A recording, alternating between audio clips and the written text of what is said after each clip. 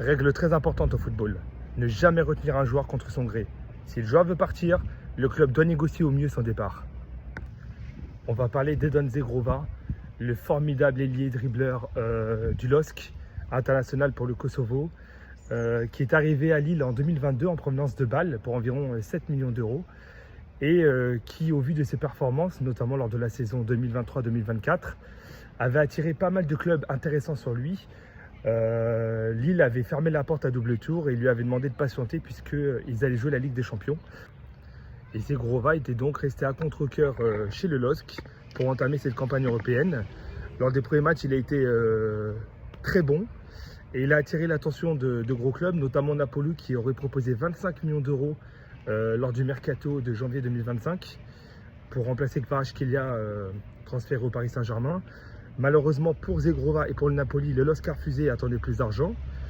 Et arriva ce qui devait arriver, Zegrova malheureusement s'est blessé.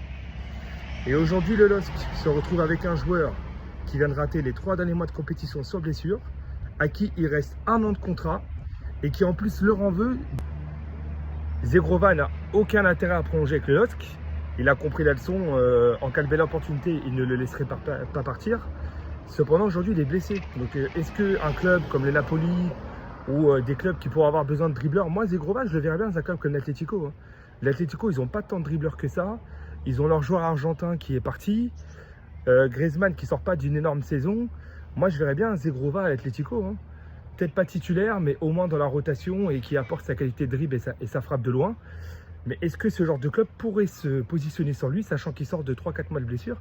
Très compliqué.